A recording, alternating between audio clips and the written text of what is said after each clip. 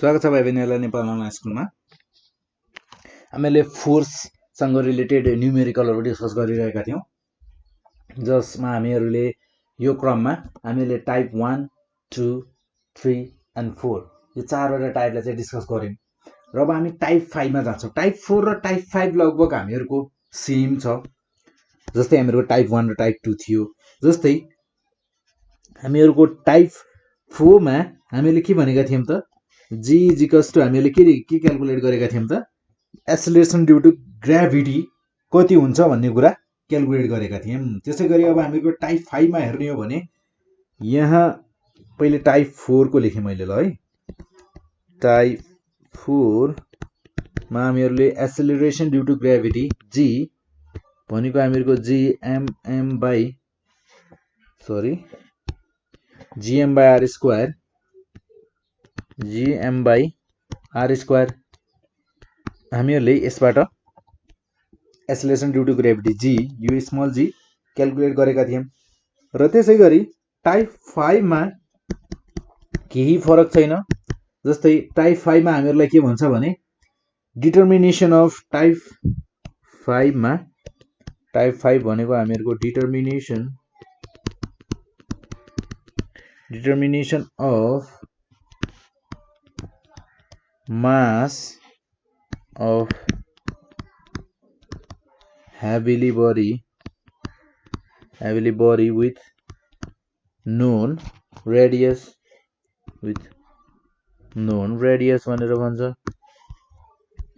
अब यसमा हामीहरूको मास अफ हेभिली बडी भनेको यो एम, यानी कि M is equals to cross multiply गरेँ मैले G into R square upon, अब मेरो यहाँ यो जुन क्यापिटल जी छ यसलाई मैले यहाँ ल्याएर मल्टिप्लाईमा चाहिँ यहाँ ल्याएर डिभाइडमा राखेँ, केही फरक गरेको छैन।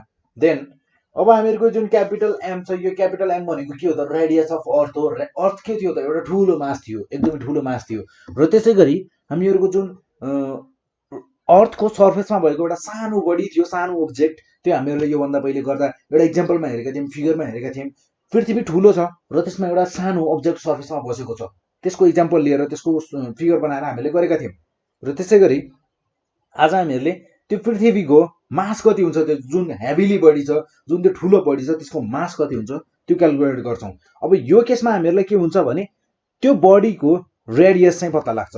र त्यसै गरी हामीहरूको जुन स्मल जी छ यो पनि एक्सेलरेसन ड्यु टु ग्राभिटी पनि कन्स्ट्यान्ट हो। यसको भ्याल्यु कति हुन्छ त, 9.8 मिटर पर सेकेन्ड स्क्वायर। र यसको भ्याल्यु इक्वेटर र तपाईँको पोलमा फरक पर्छ, तपाईँहरूलाई थाहा छ होला। थाहा छ भन्ने कुरा मलाई थाहा छ, तपाईँहरूले याद गर्नुभएको छ भन्ने कुरा थाहा छ मलाई। त्यसै गरी जी पनि के हो त, एउटा कन्स्ट्यान्ट हो जसको value 9.8 metre per second square as a average लेखिने गरिन्छ। सो अब हेरौँ हामी क्वेसन तर्फ जाउँ है। जस्तै अब क्वेसन के छ भने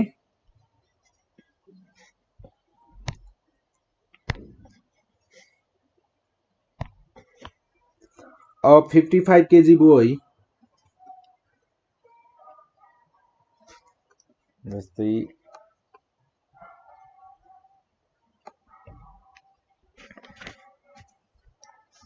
हामीहरूको टाइप 5 मा जस्तै के भन्छ 50 kg भन्दा पनि find the mass of the heavily body having radius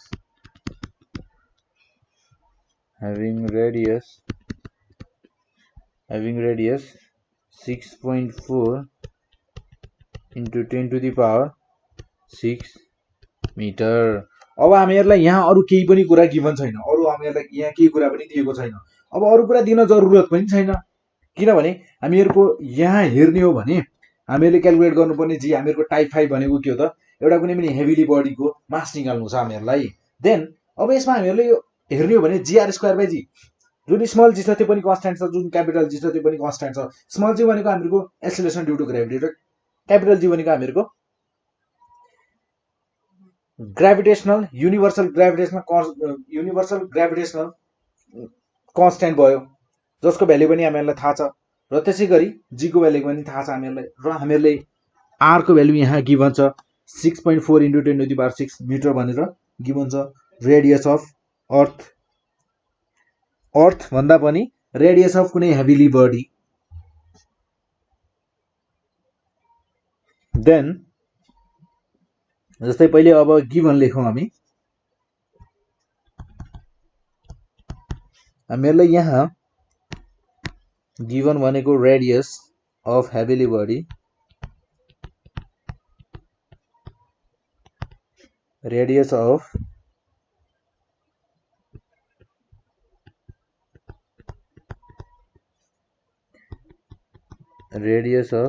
heavily body यानी कि R इज इक्वल्स टू हामीहरूको छ 6.4 into 10 to the power 6 meter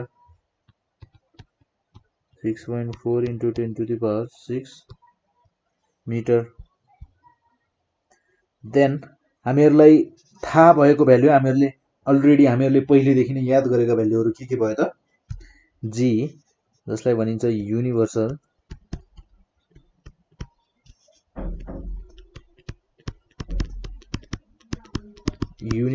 gravitational constant यसलाई हामी क्यापिटल G भन्छौं यसको भ्यालु कति हुन्छ त 6.67 into 10 to the power minus 11 newton metre square per KG square newton metre square per KG square यसको unit भयो र त्यसैगरी हामीलाई अर्को थाहा छ acceleration due to gravity G को भ्यालु पनि थाहा छ acceleration due to gravity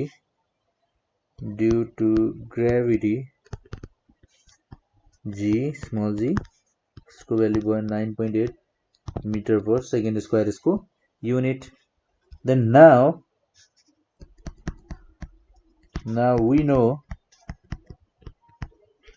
we know m is equals to gr square by g then हामीहरुलाई यहाँ g भनेको 9.8 then r भनेको हामीहरुको 6.4 into 10 to the power 6 whole to the square upon g भनेको 6.67 into 10 to the power minus 11 then we will see 9.8 into हामीहरुको 6.4 को square निकालौं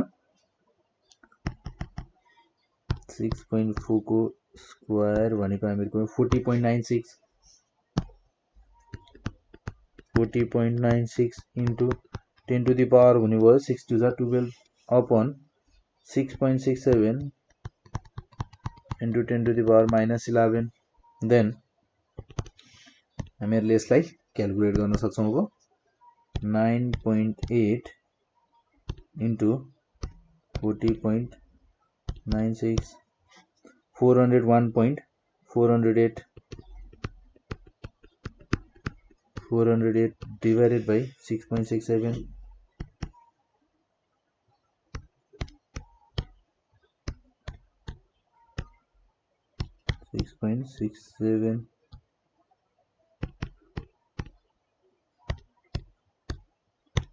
यो हुने भयो हामीहरुको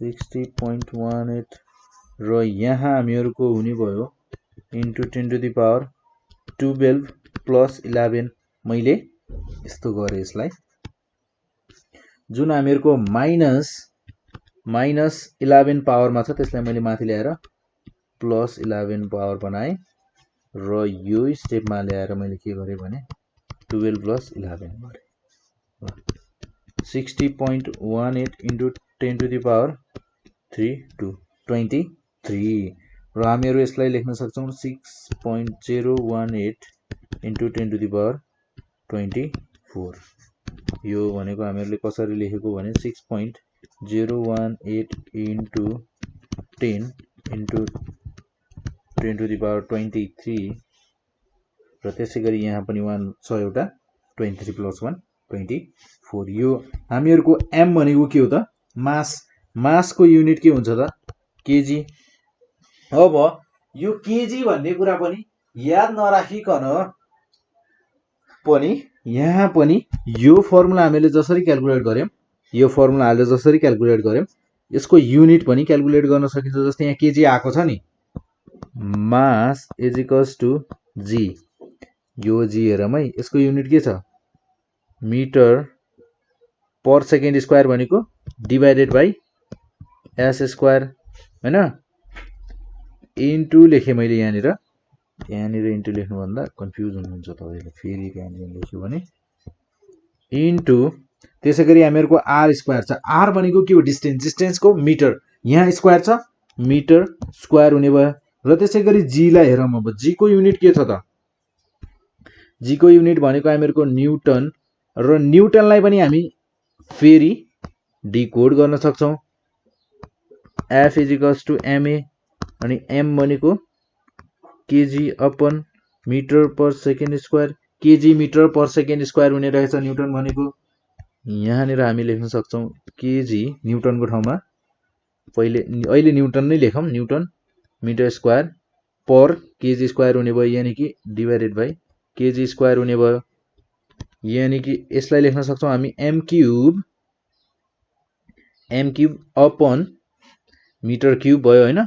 यो am भनेको पनि हामीहरुको के थियो त, यो पनि मिटर थियो, यो पनि मिटर हो, मिटर स्क्वायर मिटर क्यूब भयो। ल त्यसपछि यहाँ भयो एस स्क्वायर इन्टु केजी लाई मैले यहाँ माथि ल्याएर यसरी लेखिदिए। देन न्युटन भनेको हामीहरुको के छ, KG metre per second square, KG metre per second square. Then हामीहरुको यहाँ मिटर स्क्वायर बाँकी छ, यो मिटर स्क्वायर यहाँ बाँकी, यहाँ लेखेँ मैले। देन अब यसलाई गरौँ हामी, जस्तै यहाँ सेकेन्ड स्क्वायर छ, यहाँ सेकेन्ड स्क्वायर छ, हामीहरु यसलाई क्यान्सल आउट गर्न पाउँछौं, यसलाई र यसलाई क्यान्सल आउट गर्न पाउँछौं। र त्यसै गरी यहाँ मिटर क्यूब छ नि, यो मिटर क्यूबलाई काटे मैले, त्यसै गरी यहाँनिर एम स्क्वायर इन्टु एम छ, यो पनि के हुने भयो मिटर क्यूब, यानी कि यो र यो प्लस यो पनि क्यान्सल आउट भयो, केजी स्क्वायर अपन केजी। अब केजी स्क्वायर भनेको KG into KG upon KG, KG र केजी क्यान्सल आउट, देन हामीहरुको बाँकी के रह्यो त केजी। फाइनल्ली हामीहरुको मासको युनिट के रहेछ त, केजी। युनिटलाई पनि यसरी क्याल्कुलेट गरेर सँगसँगै तपाईहरुले यो भ्यालु सँगसँगै युनिट लेखेर पनि क्याल्कुलेट गर्दै आउन सक्नुहुन्छ। तर त्यस्तो काम एक्जाममा चाहिँ नगर्नुहोस् है, यो काम नगर्नुहोस् एक्जाममा। मैले जस्ट तपाईहरुले घरमा बस्दा प्र्याक्टिस गर्दा तपाईले यसरी गर्न सक्नुहुन्छ, हेर्न सक्नुहुन्छ, आफूले हेर्नु पर्यो नि कसरी आयो त, त्यो कस्तो छ त, सबै कुराहरु हेर्नु पर्यो, त्यो एउटै कुरा पढेर मात्र भएन। यो याद गर्न सकिन्छ कि मासको केजी हुन्छ भन्ने कुरा ठुलो कुरा भएन, तर तपाईले यसरी पनि हेर्न सक्नुहुन्छ भनेर मैले तपाईलाई भनेको। अब मैले त यहाँ एउटा फर्मुलाको लागि गर्दिए, तपाईहरुले अरु फर्मुलाको लागि गर्नुहोस्। अब जस्तै टाइप 1 टाइप 2 टाइप 3 को लागि सबैको लागि त हामीले गरेको छैनौं नि त, तपाईहरुले तिनीहरुको लागि गरेर हेर्न सक्नुहुन्छ यसरी है। यसरी गरेर हेर्नुभयो भने तपाईहरुलाई पनि धेरै कुराहरु याद हुन जान्छ है, तपाईहरुलाई धेरै फाइदा हुन जान्छ यसले गर्दा। सो